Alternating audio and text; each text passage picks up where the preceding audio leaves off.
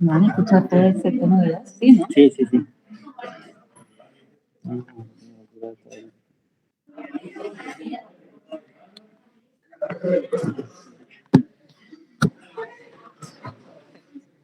Empezamos. Bueno.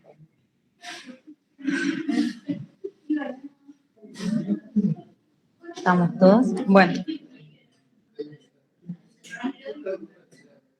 Bueno, arrancamos, chicos. Es cortito. Cualquier cosa nos preguntan. Estamos Ezequiel y yo para contestar las preguntas que tengan.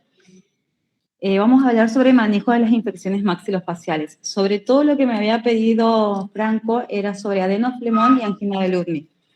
Primero vamos a hacer una breve introducción de lo que es una infección. Sabemos que es una invasión de microorganismos potencialmente patógenos que se encuentran en condiciones de reproducciones favorables. Están compuestos por varios agentes agresivos, generalmente en mayor número, como van a ser bacterias, las producciones de toxinas, la virulencia, que esto hace que sobrecarguen las posibilidades de defensas inmunológicas del organismo y así establecer la enfermedad infecciosa. Las etapas clínicas que van a tener en el proceso de evolución esta infección van a ser un periodo de inoculación o de contaminación, el periodo clínico que es de absceso a flemón y el periodo de resolución que pueden ser en algunos casos natural o terapéutico en la mayoría de los casos. La diseminación puede manifestarse localmente o generalmente, llegando a comprometer la vida del paciente. Los factores que influyen en la diseminación van a ser, según las inserciones musculares, el grado de condensación ósea que hay, la dirección de los ejes radiculares y la vía linfática o hematológica. Con respecto al eje y la dirección radicular de los dientes, eso va variando según la cronología de erupción y de desarrollo y de la edad que se encuentra el paciente. En edades, saben que las denticiones empiezan a cambiar a partir de los 5 a 6 años hasta una dentición mixta que empiezan a tener hasta los 14 años aproximadamente. Entonces, según la disposición y la longitud que va teniendo ese desarrollo y cronología radicular y la dirección de los ejes radiculares, va variando la vía de propagación y de diseminación de esa infección. Pasamos. Con respecto a la historia clínica, es fundamental tener, ustedes mejores que nosotros manejamos esto, es tener lo fundamental una buena anamnesis con respecto a la etiología, a la capacidad de defensa del organismo, el estado sistémico inmunológico del paciente, si es diabético, si tiene HIV o si tiene alguna otra enfermedad inmunosupresivas, la influencia de fármacos, sobre todo si hay pacientes que vienen en la mayoría de los casos sobremedicados o con corticoides. Ya les fueron colocando anteriormente, por ejemplo, en un adolescente de 14 años, 13 años, le suelen colocar corticoides pensando que son las muelas de juicio o los procesos eruptivos, y ahí enmascara lo que sería el proceso inflamatorio de la infección. Lo mismo las condiciones ambientales y socioeconómicas. Con respecto a los espacios bucales a donde se puede diseminar, tenemos que, en la primera imagen van a ver que el vestíbulo bucal, si se... ¿Puedo tener un puntero acá un ratito? Para más o menos mostrar la zona.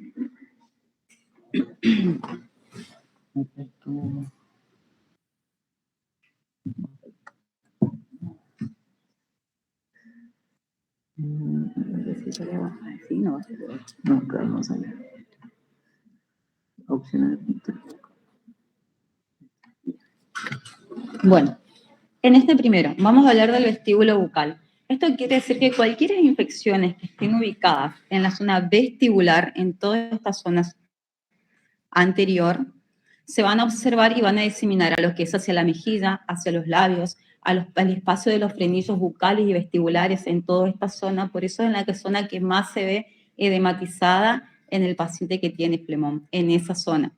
En las partes de los palatinos también es normal, porque van, en esta toma se puede ver que acá se deposita en la infección, ya que van hacia el centro, entre el hueso palatino horizontal de ambos, en la unión, ahí se suele depositar lo que sería los procesos inflamatorios, ya que van hacia el paquete vasculonervioso del palatino anterior, que están en la parte posteriores.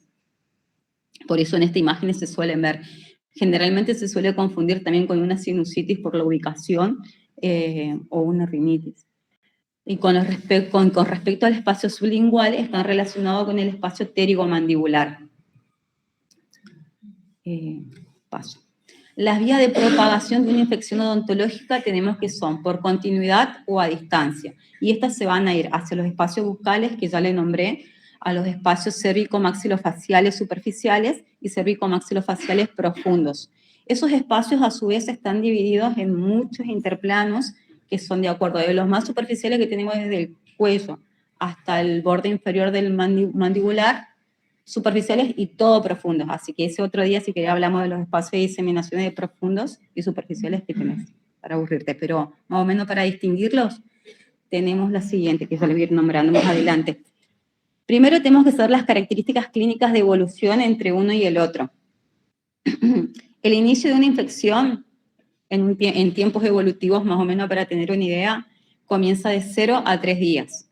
Se transforma en flemón y celulitis de 2 a 7 días. Y mayor a 5 días ya pasan a ser abscesos. El dolor en una inoculación es inicial y es leve a moderado, o en algunos casos imperceptibles. Duran 1 o 2 días, no duele más. El flemón es severo y el absceso es un dolor pequeño, moderado a severo. Con respecto al tamaño, la inoculación es pequeña, el flemón es grande y el absceso es pequeño. Con respecto a la localización, cuando recién inicia es difusa, en el flemón es difuso también y el absceso es localizado, que ellos siempre sienten, te dice, ¿es este el diente o es este la zona o es acá donde me duele? Es bien localizado el sector y la zona producida por el agente en ese caso. Consistencia a la palpación, uno es suave, el flemón es endurado y el absceso es fluctuante. Con respecto a los fluidos de los tejidos, en inoculación tenemos edema, en flemón y celulitis, ceros sanguinolentas, que pueden o no haber presencia de pus de acuerdo en el proceso que esté y de acuerdo al fármaco que esté tomando en ese momento. Y abscesos, siempre hay pus. El grado de severidad va a ser leve, severo, moderado, severo. Y las bacterias, el predominio que hay en una inoculación es aerobio, en un flemón o celulitis es mixta, o sea que hay ambas, y en un absceso es anaerobio. Ahí está. Bueno, ahora vamos a hablar de lo que es adenoflemón versus angina de Ludwig. El adenoflemón es el compromiso infeccioso inflamatorio de los tejidos ganglionares y pueden localizarse según su región. Submentonianos, submaxilares, en la cara, carotidios, retrofaringios, infraiodios y nucales. Esos son los lugares más comunes de una adenoflemón o celulitis. Acá vamos a hablar, por ejemplo, de algunos casos clínicos. El origen sabemos que es diverso. La etiología es prevalente en la infancia sobre todo y siempre va a ser bacteriano. Esto quiere decir por qué en la infancia, por el mal estado de la higiene bucal, por el predominio que suele haber de placas bacterianas, de caries. Generalmente los niños a partir de los 7 años en adelante ya empiezan a tener lo que sería, debido al cambio de denticiones, enfermedades periodontales como ser gingivitis y periodontitis. Nada más que no son muy llamativos en el sentido, ya que ellos están en su recambio, pero ese recambio que hay, acumulación de placa bacteriana, hace que la boca esté en un nicho ideal para las infecciones. Por eso es más propenso un adenoflemón en niños. Vías de acceso va a ser la red de los vasos linfáticos, procedimiento de un foco séptico agudo regional. El examen físico se va a dar a la palpación.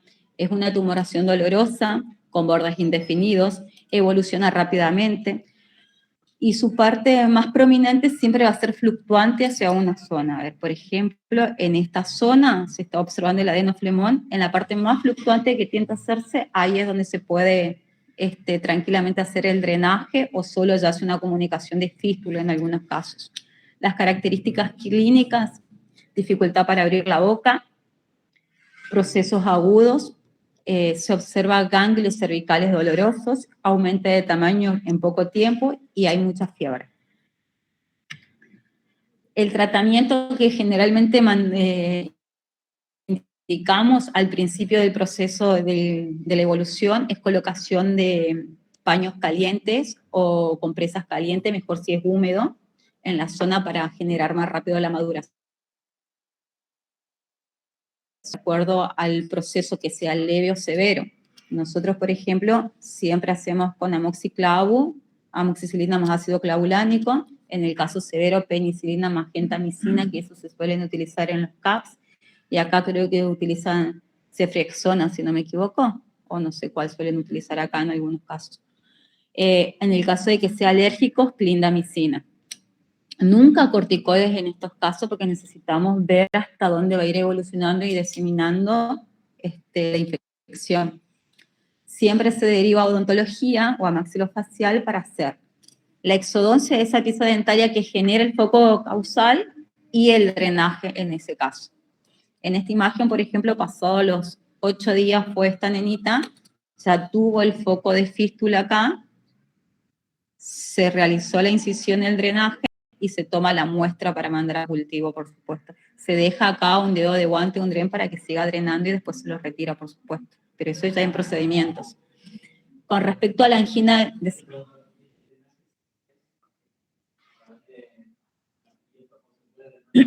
el drenaje es de acuerdo hacia dónde nos hace, por ejemplo, en este caso, hacia dónde nos hace la boca de fístula, hacia dónde se va. Como eso ya lo tiene acá en piel a nivel mentoniano, el drenaje ingresa por ahí porque ahí te está diciendo que está toda su colección bacteriana, su pus.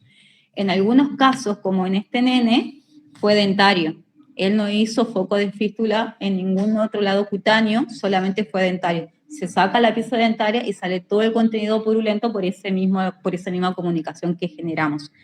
O sea, eso es algo que el tiempo de evolución que se va generando y ya esté listo para que drene la pus, no determina si es por boca o es cutáneo. Ahí en el momento nosotros lo evaluamos en esos casos. No siempre suelen ser cutáneos, hay algunos casos que se resuelven con antibióticos y extracciones y ya desaparece todo, y en otros ya muy severos, sí, ya es el drenaje cutáneo que se hace. Igual, es ahí, después a los meses ya no tiene nada. Los niños cicatrizan súper rápido. ¿Y hay algo para determinar si lo dejamos internado al chico o si le damos antibiótico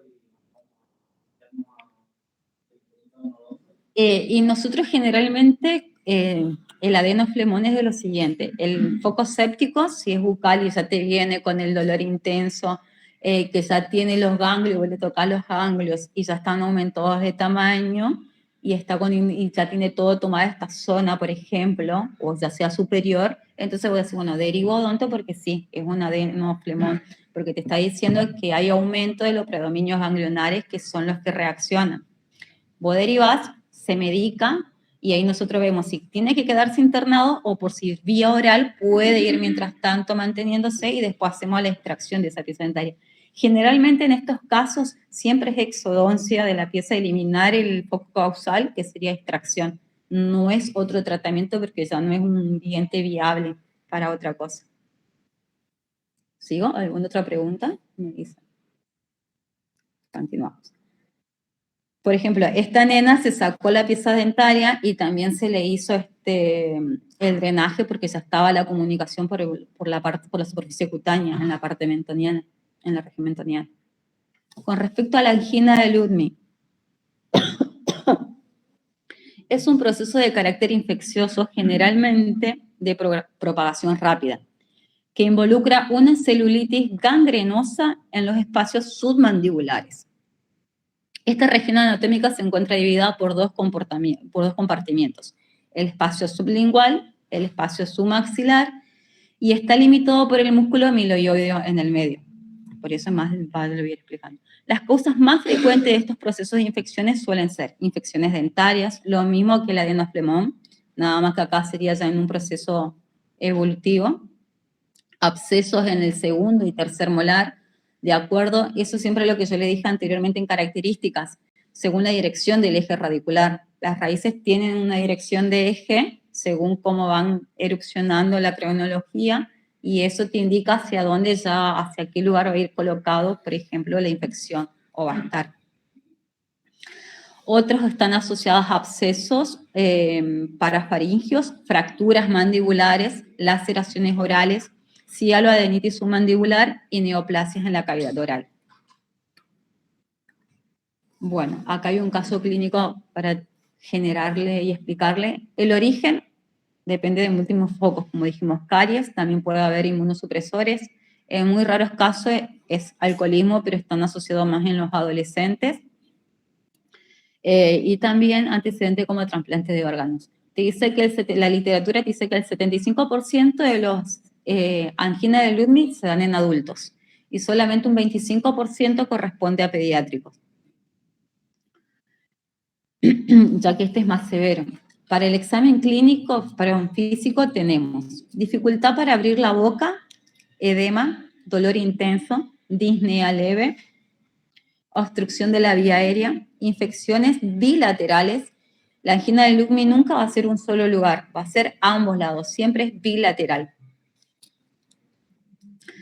Gangrena o infiltración serosanguinolenta con o sin pus, infiltración de los tejidos conectivos desde las fascias musculares, pero no glandulares, genera estomatodina, disfagia o dinofagia, propagación por continuidad, pero no por infiltraciones. Como el adenoflemón, como les expliqué acá al principio, teníamos dos vías de diseminación. A ver, acá está. Por continuidad y a distancia. Generalmente la angina de Ludwig siempre es por continuidad. Por eso siempre van a ser bilaterales también. O sea, si ustedes ven que ya tiene de un lado y del otro lado se empieza a inflamar también, ya va patente a una angina de Ludwig. ¿Dónde me queda acá?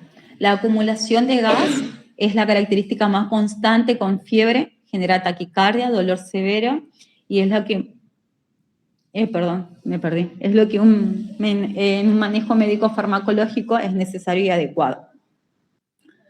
Bueno, eso es el procedimiento quirúrgico que se puede realizar. En esta imagen, por ejemplo, este nenito es angina de Ludwig porque vos ves la inflamación, el edema que tiene.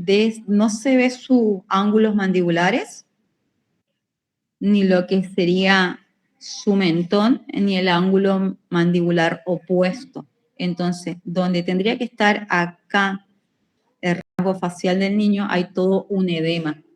Siempre tienden también el famoso que le decimos nosotros olfateo, tienden a levantar la cabeza para que ingrese y puedan respirar mejor, pero es debido a la dificultad que tienen. Por ejemplo, en esta imagen hay una muela de un segundo molar que tiene caries, genera un proceso infeccioso que siempre según la dirección de las raíces, y esto va hacia esta zona, ¿me explico? Generalmente siempre está relacionada la angina de Ludwig con el segundo y el tercer molar y siempre son bilaterales por la ubicación y siempre el descenso es desde la zona originada hacia abajo por la presión de la gravedad. Siempre va a ir infiltrando hacia abajo. Con respecto a las imágenes en las que podemos observarle, siempre una radiografía de cuello en una proyección anteroposterior y lateral que nos permita identificar los niveles aéreos. Una tomografía computarizada de cuello, obviamente es lo ideal que se vea anatómicamente el 90% de la infección, siempre tiene que ser lateral de cabeza y cuello para ver hasta dónde se van a ir extendiendo, hasta dónde está el proceso inflamatorio. Las resonancias magnéticas es útil, pero son costosas, acá no existe. Y las ecografías, por supuesto, es lo más accesible, pero no son muy resolutivas en estos casos. Bueno, y el tratamiento de elección para una angina van a ser penicilina, clinda, ampicilina, sulfactán, ciprofloxacina. Son los antibióticos de primera elección en los pacientes no comprometidos. Y en los casos más severos van a ser vancomicina, metronidazol, entre otros, para los alérgicos. ¿Cómo hacemos? Siempre se tiene que tomar la obtención de la muestra del material para cultivo, ya sea en un adenoflemón o en una angina de Ludwig, siempre se toma material de cultivo. Podemos hacerlo de dos maneras, cuando lo hacemos ambulatorio, mediante punción aspiración o punción aspiración con agujas finas. Esto lo obtenemos desde la herida quirúrgica o desde el vocal de fístula que ya se produjo. Como antibiótico terapia, tenemos en cuenta el lugar de origen, la gravedad de la infección. Si es leve o moderada, son antibióticos de primera elección. Si es severa, antibiótico de segunda y tercera elección. Seguimos. Acá más o menos le puse, para tener una idea, los microorganismos que se encuentran en la cavidad bucal y que generan los procesos inflamatorios. Los microorganismos actual de una infección odontológica van a ser aerobios y anaerobios. El 25% corresponden a los cocos gram positivos, que ahí están los streptococos y los estafilococos. Después están los bacilos gram positivos y bacilos gram negativos, en predominio.